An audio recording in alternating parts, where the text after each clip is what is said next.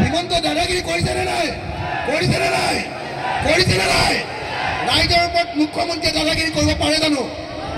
কৰিব লাগে জানো? লাগে জানো? লাগে জানো? লাগে জানো? নালাগে। গতিকে হিমন্ত বিশ্ব শৰ্মাক এইবাৰ 2026 চনত আমি চকীয়ে টকীয়ে ধৰি ব্ৰহ্মপুত্ৰত এইবাৰ উটুৱাই দিব লাগিব।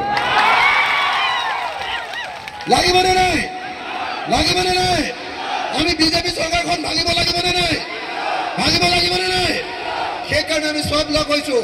কংগ্ৰেছ, ৰাইজৰ দল, অসম জাতীয় পৰিষদ, CPI, CPM, CPIML, যিমানবিলাক অসমত দল আছোঁ 16টা ৰাজনৈতিক দল একলগ হৈছোঁ।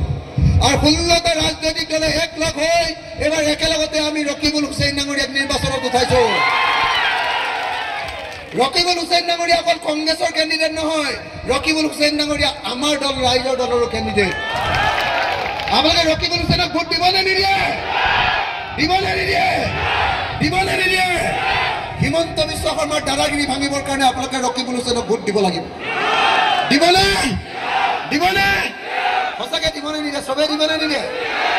মই শুনিছোঁ বোলে ইয়াত বদৰুদ্দিন আজমলক বহুত ভোট দিব বোলে এইবাৰ। বদৰুদ্দিন আজমলক কিমান মানুহে ভোট দিব? AIDF কিমানে ভোট দিব? তলা চাবিক কিমানে ভোট দিব? তলা চাবিক কিমানে ভোট দিব? তলা চাবিক ভোট দিব নেকি? তলা চাবিক ভোট দিব নেকি? সঁচাকৈ দিব নেকি? যদি নিদিয়ে মই সকলোকে এবাৰ থিয় হ'বৰ কাৰণে অনুৰোধ জনাইছোঁ। থিয় হ'বলৈ।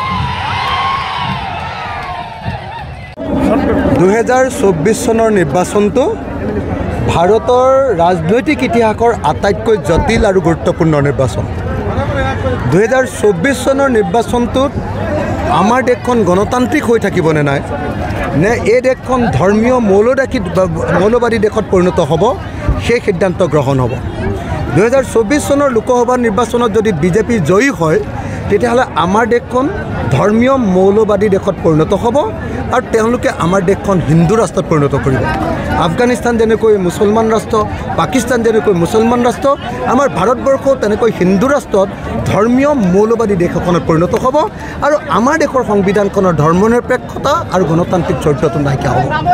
সেইকাৰণে আমাৰ দেশখনক গণতান্ত্ৰিক কৰি ৰাখিবৰ কাৰণে, আমাৰ সংবিধানখনক বচাবৰ কাৰণে আৰু আমাৰ জনগণক গণতান্ত্ৰিক কৰি ৰাখিবৰ কাৰণে আমি 2024 চনৰ নিৰ্বাচনত বিজেপি দলক যিকোনো প্ৰকাৰে এবাৰ ক্ষমতাচ্যুত কৰিব লাগিব।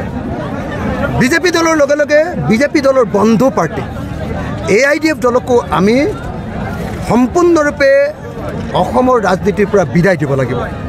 আজি বদৰুদ্দিন আজমল ডাঙৰীয়াই মোৰ বিষয়ে কৈছে যে অখিল গগৈ মোক ইমান কিয় দিগদাৰ দিছে, মই কি পাপ কৰিলোঁ যে অখিল গগৈ মোক ইমান অশান্তি দিছে, চাৰিওফালে মোৰ বিৰুদ্ধে কথা কৈ ফুৰিছে, মোক বিশ্বাসঘাতক বুলি কৈছে। মই বদৰুদ্দিন আজমলক ব্যক্তিগতভাৱে কোনো ধৰণৰ আক্ৰমণ কৰা নাই, কিন্তু বদৰুদ্দিন আজমল ডাঙৰীয়াই যি কাম কৰিছে সেয়া সঁচাকৈ তেওঁ পাপ কৰিছে। বদৰুদ্দিন আজমল ডাঙৰীয়াই বিজেপিৰ লগত লগ লাগি তেওঁ পাপ কৰিছে। বদৰুদ্দিন আজমল ডাঙৰীয়াই হিমন্ত বিশ্ব শৰ্মাৰ লগত লগ লাগি পাপ কৰিছে।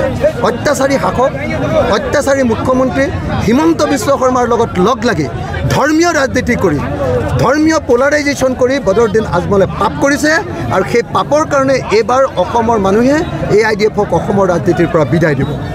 কৰিমগঞ্জত AIDF হাৰিব, কৰিমগঞ্জত আমি বিৰোধী ঐক্যমঞ্চ জিকিম, নগাঁৱত AIDF হাৰিব, নগাঁৱত আমি বিৰোধী ঐক্যমঞ্চ জিকিম আৰু ধুবুৰীত বদৰুদ্দিন আজমল ডাঙৰীয়া নিজেই হাৰিব আৰু ইয়াত আমাৰ ৰকিবুল হুছেইন ডাঙৰীয়া বিপুল ভোটত জয়লাভ কৰিব।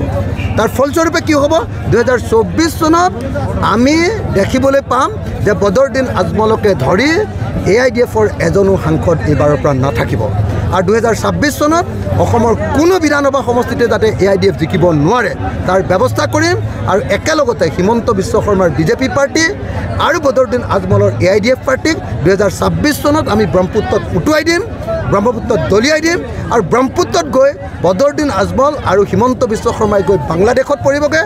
বাংলাদেশত হিন্দু মানুহৰ লগত ৰাজনীতি কৰি থাকিব হিমন্ত বিশ্ব শৰ্মাই আৰু মুছলমান মানুহৰ লগত বাংলাদেশত ৰাজনীতি কৰি থাকিব বদৰুদ্দিন আজমলে।